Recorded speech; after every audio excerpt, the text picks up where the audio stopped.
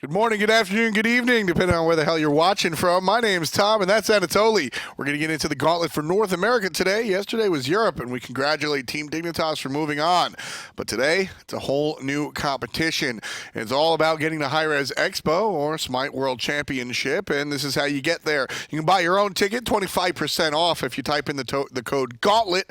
And of course, that URL is hi-rezexpo.com. Come join us, say hello, give a high five to me. Give a high five to Anatoly, slap Peckies in the face, whatever you want to do, and you get to hang out and see all the teams that are competing. But today, like I said, new breed, new teams, it's North America, and we're ready for all the action. We got 5 teams in North America right now. The first set we're going to see is going to be Noble against Most Wanted. Most Wanted coming from the Challenger Cup, where they had 2 impressive comebacks against Astral Authority. Whoever wins this set coming up is going to be facing against Envious, and then there's going to be 2 more teams waiting for them next. Now, the rosters have been all over the place, so if you haven't heard any of the rumors, and even if you have, who knows if they're correct, stay tuned. You're going to want to watch the entire day to see where these teams wind up with their respective rosters. As far as Noble is concerned, everything looks relatively normal, so shouts for them to keeping everything consistent. You've got Whalrus over there in the solo lane, the main star of the team, and everybody just sort of falling into place with a Duro still staying here as he did in the LAN. So no more Daddy Moswell, unfortunately. Over on the other side, we've got Most Wanted and a couple of the same 5 players that they've had pretty much, but a little bit less known, I would say. Definitely less known. They have less footage on them than Noble coming from the SPL. So I want to see how Most Wanted will adapt to Noble, because even though they came back against Astral Authority when they were here for Group D, I believe it was, that they are going to have a more difficult time to manage to have that same kind of comeback against SPL caliber teams. SPL teams are more likely to know how to secure games. If you give them an inch, they're going to take a mile, even if it is Noble. Exactly. And I mean, when we watch Noble play, obviously they were at the bottom of our North American seeding, but when it comes down to it, we did see flashes of greatness out of the squad. We did see some spectacular wins as well, believe it or not. So, going up against Most Wanted is Noble. Picks and bans pretty pleased, and we'll get into game number 1. Keep in mind, this is a best out of 3. So our 2-game split set that we've had all season, not the case today.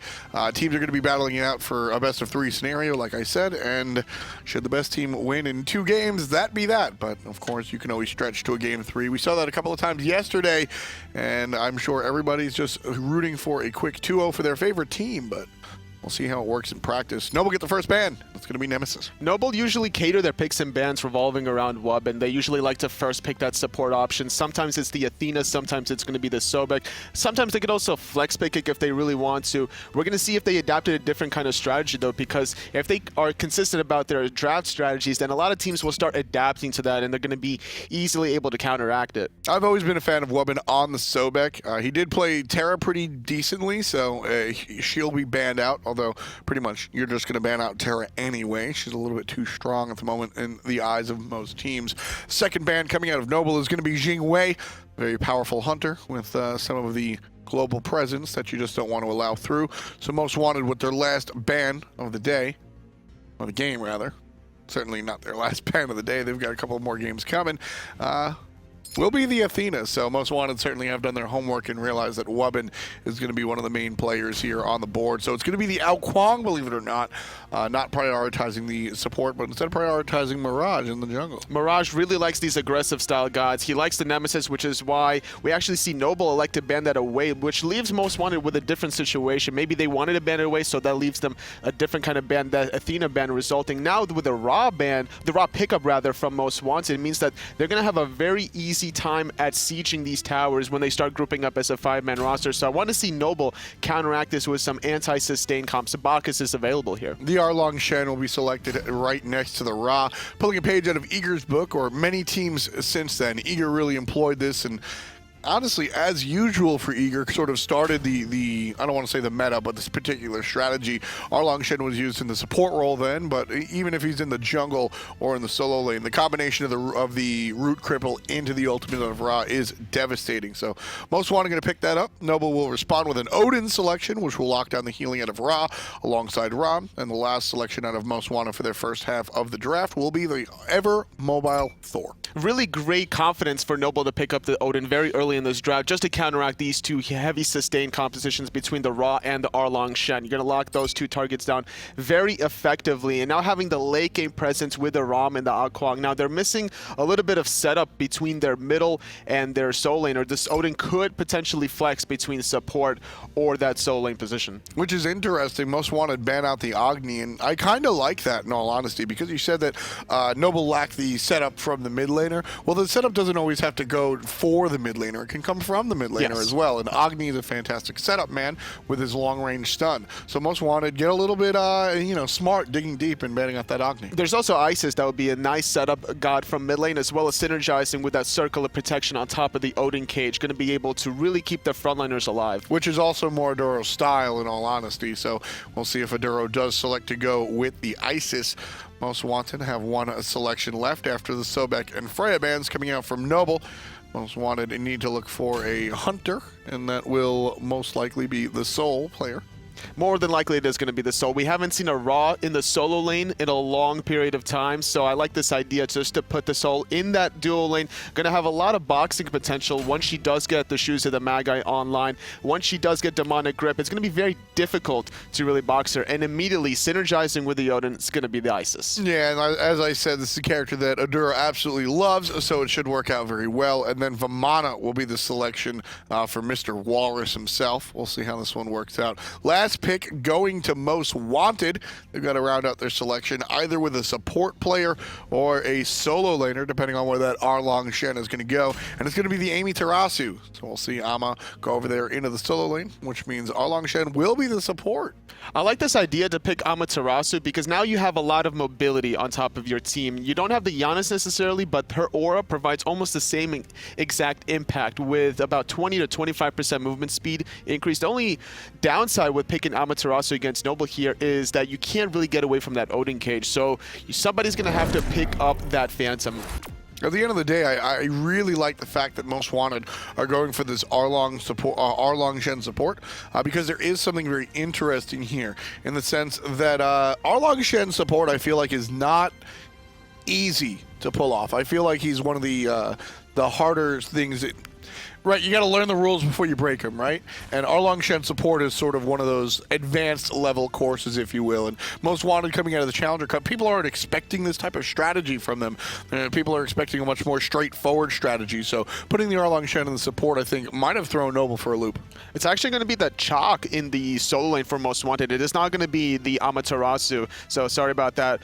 Technical difficulties, but either way, we're going to see more of this kind of solo lane presence between Chaac versus Vamana. Chaac is going to want to try to clear the wave, not really going to want to bully the Vamana too much, just want to try to rotate, farm it up, try to get those Fire Giant Elementals as quickly as possible, try to make a power play once he hits level 5. And one of those concerns that you brought up about Amaterasu not being able to escape the Odin cage, not too much of a concern for Mr. Aquarius over there in the solo lane, so that should be a good bonus for Most Wanted. Also, ManRay will be your mid laner. We had a different mid laner checked in. Walp will not be playing. It'll be Mr. ManRay himself, one of the Challenger Cup's more notable players, so we should see how he does on this Ra. Interesting, and I like the selection here. Playing the Ra, he knows that he's going to have a heal available, so instead of going the health pod along with the mana pod, he goes a multi-potion, understanding that he's going to be able to heal up in his own kit and doesn't necessarily have to bring the potion. And I like the idea between getting that heal at level 1. It keeps his own melee minions alive just a little bit longer to make the rotation for the jungler to share in some of that experience. That's going to allow Aduro, though, to hit level 3 first, which will also translate to him hitting level 5 first. So that could mean that Noble could use that circle protection in a 2v2 engagement in the jungle side relatively soon. Wowy and Wubbn here in the duo lane. They'll be going up against NikHaro and DayToRemeber. And NikHaro and DayToRemeber here DayToRemeber is a very aggressive player.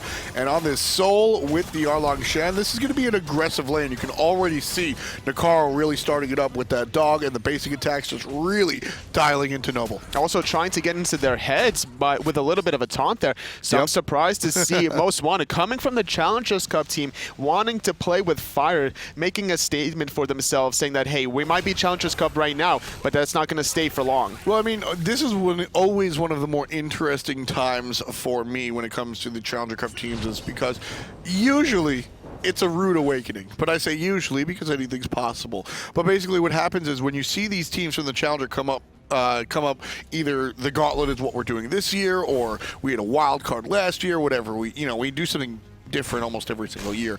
But at the end of the day, when you see these new teams come in for the Challenger Cup, they're usually extremely dominant in their own solar system. But then when they come and join the SPL teams, well, it's obviously a much different ecosystem. So I'm excited to see how Most Wanted react, being used to being king of the hill and now fighting up against some more worthy opponents. In the dual lane, between these two warrior supports, Odin onto Wubbn and Erlang Shen onto NikHaro, it's interesting to see the different styles because Odin provides the more efficient clear as quickly as possible, right, with his bird bomb. However, it could get disrupted potentially with a nice knock-up if the timing is correct, but instead electing to play it back, not wanting to take any risks right here because off of this wave, there was a little bit of a potential maybe for Wubbn to almost hit level 5, and getting caught in that cage would not be something that they wanted to get into. Absolutely. Right side, Gremlins will go the way of Noble. No contest coming out from Most Wanted pretty much whatsoever, and Noble has just been dominant in the jungle so far. That's almost 1,000 gold separating these two teams, 800 to be a little bit more specific, and usually I think you're used to seeing maybe 200 or 300 gold in between the two teams. One team gets lucky when it comes to the right harpies or just has domination over the little fire elementals around the fire giant, but for 800 gold to really separate these squads, I mean, what's the reason for that? Well, we see a 400 gold differential in the solo lane alone. Whalrus has been doing a great job since his appearance in the group stage LAN, and as a result, he's been able to really be able to bully Aquarius playing the Chaac here. He's been constantly pushing the wave under his tower, being able to really stop the clear effectively of Chaac, and managing to just get off every single poke that he can do in between the waves. And now he's just going to be a bully and try to proxy between tier 1 and tier 2 at the almost 4-minute mark. And I mean, this is sort of the opposite of what I was talking about. Most Wanted used to exerting their own force. If you go and you watch some of the Challenger Cup footage, seeing Most Wanted play in the round of 16, this is what it looks like. They win the game in 11 minutes, right? So they're used to this sort of domination. Well, it's Whalrus's turn now. Like you said, Whalrus is, in my opinion, better than the team that he's on, and I think that him in the solo lane he's one of the stronger solo laners in North America here, and playing against a team like Most Wanted, he has to exert his pressure like that.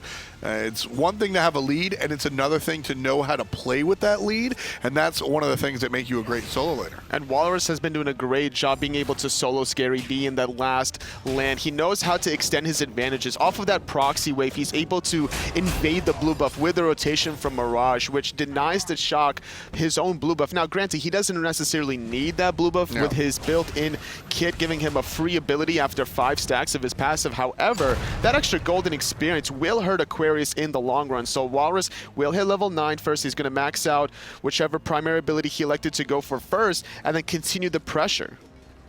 And that's really the big key there, is the fact that, sure, you might not need the blue buff. Chaac is a perfect example of a character that doesn't necessarily need it thanks to his passive. There are a couple other characters out there that don't need the blue buff as much as the other characters, but you absolutely need that golden experience because it's a two-way sword. Not only are you being denied it, but your opponent is the one gaining it as well. And in the solo lane, those direct differentials are extremely important. And right now, we're still seeing the continuation of that 400 like we saw a little bit earlier, but it's the experience that's really doing it for me, Toli.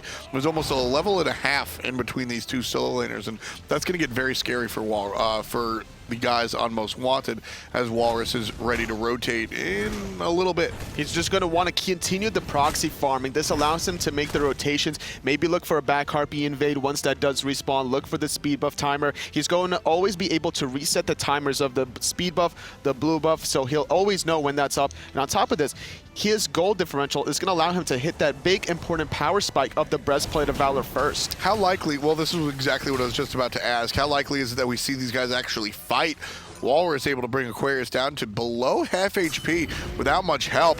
Pops the ultimate. He's going to chase Aquarius all the way through because he's got help from the Kuang. Nice teleport coming out from Aquarius. And that should be that. And it looks like it will. All they have to do here is sit in between tier 1 and tier 2 if they wanted to, but with the rotation coming from the support and the Thor not hitting it maybe too far away, that Whalrus, no ultimate, no sustain, and that's going to be first blood. Over aggression coming out from Whalrus, and it's the age of Aquarius right away. First blood going the way of Most Wanted. 4 players in Most Wanted jerseys here on the right-hand side, and Aduro's going to answer back despite the shot out of ManRay. It's not enough to take Mirage down, so it's 1 for 1 after the late rotation out of Noble.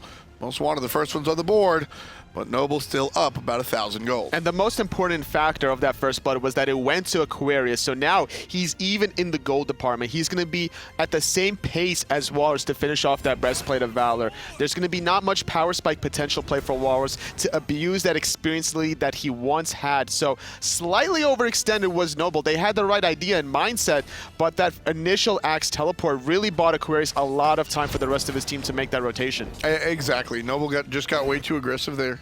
They couldn't make the play, and as soon as they realized the play wasn't theirs, they needed to get out. And Noble stayed a little bit stole it. Yeah. Whalrus stole it yet again. Second blue buff being denied from Aquarius. And I like what Whalrus elected to do, not to pick up the blue buff right away, instead electing to go to the wave, because sometimes when you commit to going inside that little cove, you're overextending yourself in a position where the team could collapse on you. And Walrus's ultimate just coming up back now in this Plazma. He's looking for a potential gank here onto Aduro, and I really would like to see him explore this option more often. As a Thor player, you can easily try to pin an Isis against a wall.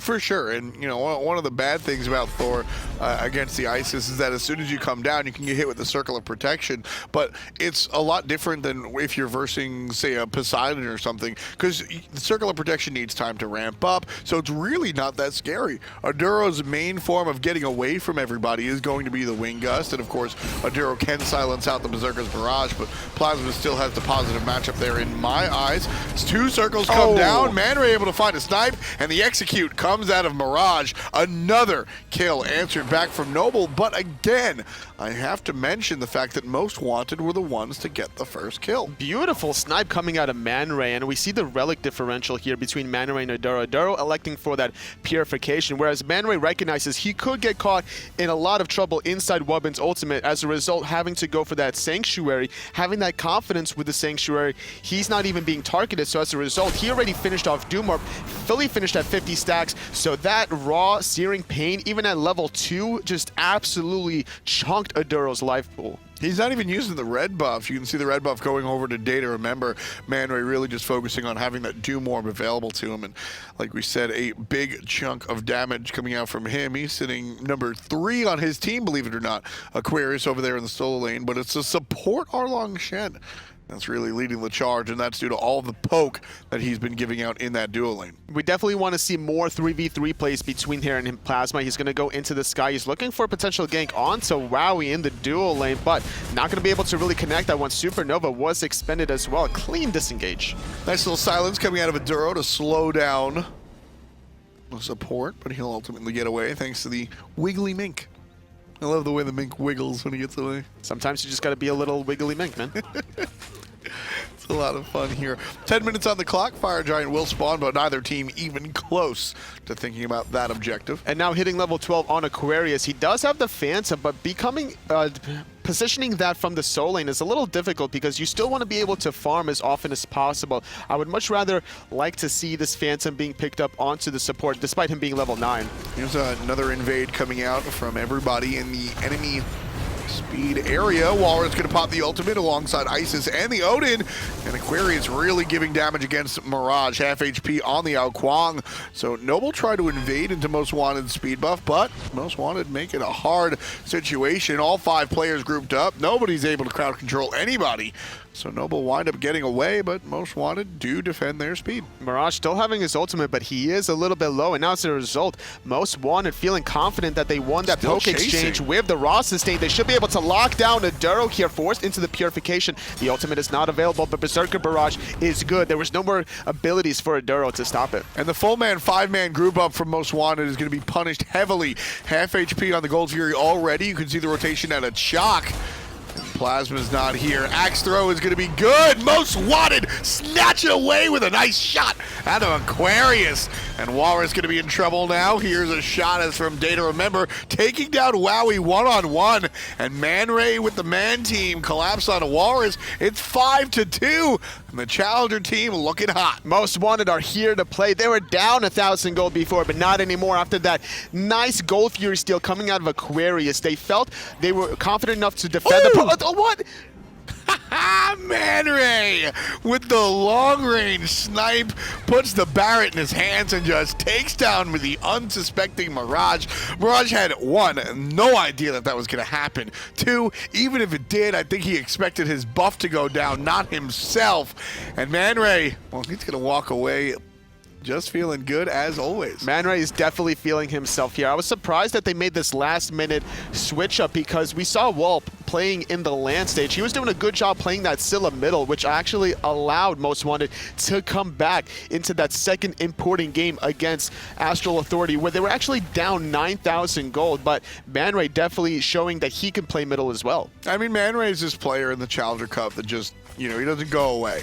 He's always relevant when it comes to the Challenger conversations. He's always there, and he's this character that I think teeters in between the Challenger Cup and SPL as far as his raw skill level is concerned. He's a very, very good player when it comes to the Challenger Cup, but I think he has a little bit to prove and a couple of stripes to earn before he can really claim a spot on an SPL team, and this might be his shot. He's been in the Challenger rotation for so long, and he's always an option when a team is heading into the Gauntlet or the when it comes to relegation time. ManRay is always a guy that you want to think about or want to talk to, and like I said, this might be the opportunity for ManRay to really step out of the shadow of the Challenger Cup and become a real relevant professional player. This could be the roster for him as well as the roster for ManRay in general. You have to be able, it's a two-way street between the person to fill it as well as the person to be comfortable with the roster around them, sure. Right? So this could be that time for ManRay to find that roster like you mentioned before, as well as for this roster to just feel comfortable and synergetic, because we saw what they were able to do as they rose through the Challenger Cup in general. They weren't the first seeded team heading into the Challenger Cup finals. They had to grind their way into that position, and now they're going to have to grind through the whole rankings of SPL teams in the Gauntlet. So far, they're doing a good job here in the first game against Noble. I mean, for my money, I've always been rooting for DayToRemeber. As far as just from what I've seen, I think he's a strong player in his ecosystem, and you know, these guys are guys that I think that can make that step, that make that jump. By no stretch of the imagination do I think, you know, Most Wanted are the best team even here in the Gauntlet, but I definitely think that this is a roster that can make that jump and might be able to make some waves here in the Gauntlet, might be able to surprise people with a win over Noble, and might be able to make moves come next year. So definitely want to keep your eyes on these players here, and you know, maybe they come out on top. But for now, certainly coming out on top in this game at the moment. They're up about 3,000 gold, more like 2,500, but they're just continuing things. And you can see Most Wanted, and now they're the aggressors invading Noble's jungle and just looking very confident during it. It makes sense now because Wowy is 2 levels behind DayToRemeber, so that's a good idea to try to exploit this dual lane. The Gold Fury is respawning in about 1 minute and 20 seconds. It's not really worth it to continue the fight after the red buff, but it is a good idea to try to find DayToRemeber. He doesn't have the Phantom next to him. But he's got the Disapparate, and that'd be that. You can see Plazma when it's this guy. And he probably, yeah, he's going to land defensively. And now in the mid lane, we see Aquarius being able to split push during that whole time. Most Wanted doing a great job objectively being able to steal the red buff, steal the Gold Fury earlier on, man. Get the mid tower, and now going to be able to more than likely steal the speed buff, but respecting their rotation, just going to back off, continue the farming, because that soul lane wave is very crucial to continue picking off. Yeah, it's a smart play, and this is sort of what I'm talking about Most Wanted being able to be that team that does make that that jump.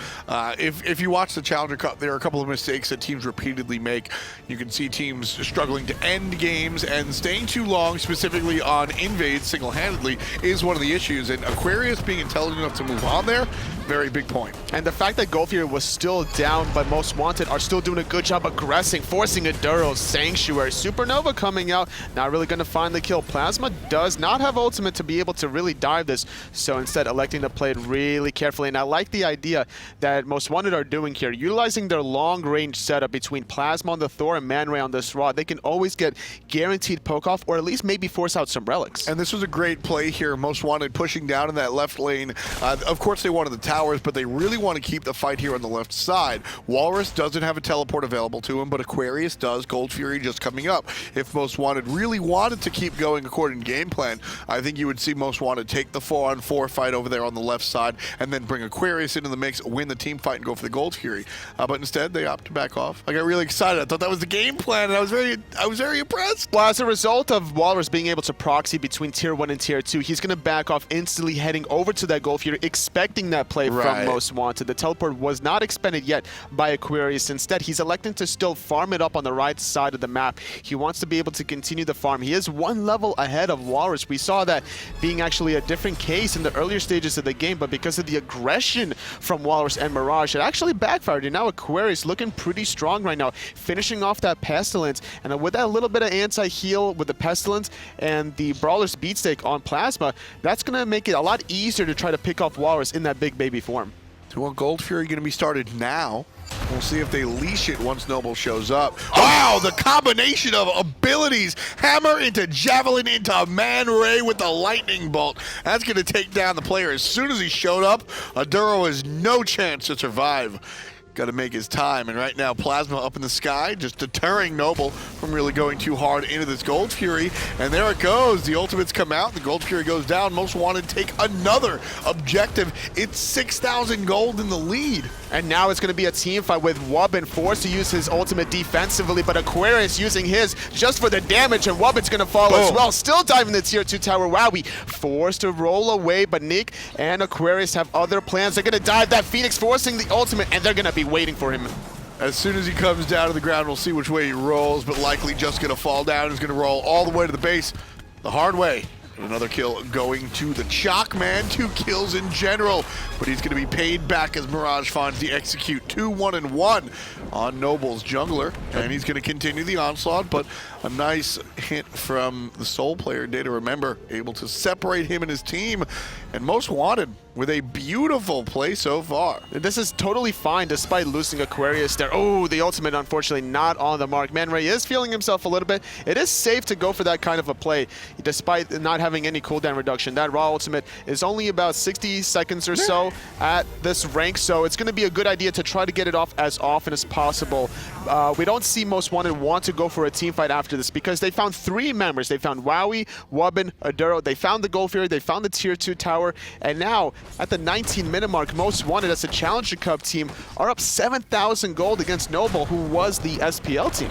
And what's impressing me the most about this one, Toli, is that it's not Noble. A lot of times when you see these, specifically in Game 1, it can be chalked up to the SPL team just feeling overconfident and, you know, staying too long and going for too many invades or staying too long on objectives here or there. But this is actually Most Wanted just playing good old-fashioned Smite. I agree. I'm seeing strong plays here. Like I said, you can sort of see. I went into the playbook a little bit before, and you can see these plays developing and Most Wanted understanding the map and its pressure points, and that's one of the harder things for teams to do when you see a Tier 2 team, you know, separated from a Tier 1 team. That's one of the things that you see these Challenger Cup teams separate themselves from the SPL teams, is understanding pressure points on the map, understanding timing and when to make your move, and that's something that we've seen repeatedly. The move off of 2 relics is something that we saw Most Wanted make the plays on the left side, the group up and the combination of abilities there. I'm really liking what I see out of M-Dubs. Absolutely. Most Wanted have been doing a great job just synergizing their abilities together just to set up ManRay for these easy snipes that's been abusing Aduro. The whole game. And the only time that Noble was overconfident as an SPL team was when they felt that they could potentially dive that tier 1 tower under Aquarius. But after that, we never saw that overcommitment any longer from them. We just saw them trying to look for the calculated plays with Wubbn, but unfortunately, the counter engages from Most Wanted were just a little bit too much for Noble to deal with. Yeah, that first blood was as soon as Noble, died to the first blood. I think they dialed it back and they understood that Most Wanted was going to be relevant competition, and certainly proving to be a little bit more so than Noble expected. I think here, ManRay, like I said, always somebody to take a look at, and I think he's already proven his worth. Oh, we see Nick unfortunately getting slow during the turtle, but now wanting to aggress to this last remaining tier 1 tower. Nice little double taunt, forcing the purification, the snipe connecting onto Wubbn. Mirage in the backside. Plazma is going to go to the sky because of it. Lands aggressively. Aduro in trouble. Silenced out. Needs a shot. Aquarius hits him with the torrent. That's double digits. Most Wanted with 10 kills in the game so far. Aggressing on to Plazma is going to be the rest of Noble, but Plazma gets out thanks to the hammer, and wow, he snipes him from afar. Mirage the target right now. DayToRemeber just dialing it down, and ManRay hits him with the laser beam. Wubbn gonna wrap around the backside, but he's low, likely gonna have to retreat. And this tier 2 tower is gonna be Most Wanted as soon as they re-siege it. Thanks to ManRay's heals. 2 for 1 so far for Most Wanted, but they're going to be rewarded with this tier 2 tower. More than likely going to start shifting over to this Fire Giant because they have the late game damage out of the soul, having the penetration with the Obsidian Shard, having ManRay for the sustain. The ultimate's they have be the ultimate very soon in 1 second. ManRay's ultimate will be available. Nobody is here from Noble. The teleport, however, from Whalrus is available. The question is, can he get here in time? The answer is no. No, absolutely not. Easy peasy. Most Wanted pick up the Fire Giant. Totally. Most Wanted, they're making this one look easy. And again, I have to go back to it. A lot of times these games are won by Challenger Cup teams sort of haphazardly, just because the SPL team is being too aggressive or too excited. But Most Wanted are, I'll be honest, Tolly, to me, from where I'm sitting in this game particularly, Most Wanted are looking like a more, just a readier team than Noble. They have a lot of game understanding because they recognize that Mirage playing this Kuang is going to be a huge factor to deal with in the late game, but Most Wanted don't want to make it to the late game. They want to be able to win right here, right now. They put themselves in a nice winning position, being able to secure that Fire Giant at the 22-minute mark, and after this Gold Fury, extending their goal lead beyond the 10,000 milestone mark. So all they have to do is just continue to group up the way they have been, utilize the setup for ManRay, utilize his sustain, and continue the pressure, knock out all these towers one by one, get the Phoenixes. And that's what I was just going to mention that about Most Wanted, is that they got the Fire Giant after they've already cleaned the map of the towers. Usually you see these sort of 2 Fire Giant approaches where the first Fire Giant is used to map sweep and take all of the structures down, and then you back up, you sort of wait, and then the second Fire Giant is used to make the base siege. Well, they got the towers without the Fire Giant because they had a giant lead. And now it's going to be an important factor of how Most Wanted aggress towards these Phoenixes. Exactly. How patient are they going to be? Because they can't just force their way into the mid Phoenix or whatnot. They have to be able to. Actually? They have to play, because like if they overextend a little bit too much, they could get isolated. Mirage can find an easy execute potentially onto ManRay. There's no purification onto ManRay. He went for the sprint and the Sanctuary. So if he does get in that execute threshold without his Sanctuary, he will definitely fall. And it's very easy for that to happen, especially with the damage coming from Wubbn's Bird Bomb, Wowy snipes, as well as Whalrus may be sticking on him. Yeah, it's going to be a very aggressive play. I do like how ManRay went for the... Actually, I find this interesting. ManRay looking for the final push. Most Wanted have shown their cards. They are looking for the final push 100%. ManRay has 4 items online. Now, those are 4 very powerful items. Doom Orb, Booties, and he's got his penetration thanks to the Shard, and he's got his Rod of Tahuti. And then he bought a red pot, or a purple pot, excuse me, those purists out there. He's got a magical power potion. And with that, I mean, like I said, he's shown his hand. Most Wanted are looking for the final push. They think that that's going to be their last back. So before you said Most Wanted can't just push into these Phoenixes, they don't think so. Most Wanted absolutely want to pop these potions and pop Noble in the face and pop the Titan. Well, they have about a minute remaining on their Fire Giant buff. They're grouped up on the left side, which is the most important Phoenix on the dual lane side. We see the blink engage from Wubbn. It isolates DayToRemeber. Plazma in the sky, though, disapparate, allowing the soul to get through the cage. And now landing on Adoro, the snipe, just taking him out. Perfectly timed, and ManRay follows up off of the Thor. It's 4-on-5. Phoenix still standing, scratch that, it's down. Wowie's gonna take to the sky, and his ultimate is not really that useful. Shifting over to the mid lane is gonna be Most Wanted. They're looking for the mid Phoenix. It's already half HP. Continuing the onslaught. Up comes Wubbn, and he's in more trouble than he thought. He's already chased out of the fight. Phoenix still stands for a second, and now it's down for the count. 2 Phoenixes are gone. Most Wanted gonna walk backwards, retreat just a little bit. NikHaro needs a little bit of healing. He's gonna go ahead and attack the jungle. And that's what we're going to see out of Most Wanted. They're going to sweep out the jungle and clear everything that Noble could claim to themselves. But Most Wanted looking to shift to the right side. Not sure if they want to commit to a Phoenix a second time with the Fire Giant falling off of themselves right about now. Well, exactly now. So I don't know if they really want to make that push. ManRay could just make a snipe montage off of this game, honestly. That's been the reoccurring theme for the whole team of Most Wanted, is just setting up ManRay for the snipe. Adoro is the unfortunate victim as a result. He had the purification available to try to get away from that Thor Anvil of Dawn, but I guess he must not have seen it because the positioning of Plazma was all the way around the bend of that wall, right behind that little pillar, so didn't really hear it from that distance, and Adoro was too busy looking at what's in front of him and not looking at the danger potentially that was above him. Yeah, just not being aware. Or like you said, a good move out of Most Wanted to make sure that Noble couldn't be aware.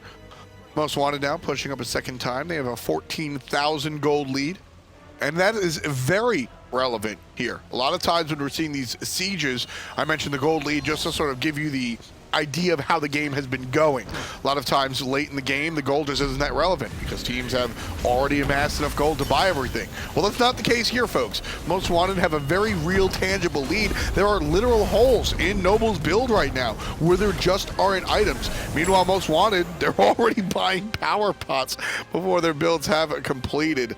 I do want to touch on the Anchile coming out from the Thor. I think it's an interesting item, and it's likely due to the fact that Mirage is also a magical player in the jungle. Absolutely. You want to be able to try to find that very important silence. If you can disrupt the potential for the Water Lucian, lock him down for that much longer, or even maybe force the purification off of that one item, now the rest of your team can really follow up because you can chase him down with your Anvil of Dawn. You can find the long-distance Tectonic Rift after the purification is down, and that's a great pickup in the late game. And now, as a result of this glass cannon build from ManRay, he's been left untouched completely in the backline. All of Most Wanted, or I'm sorry, all of Noble weren't really able to get to him.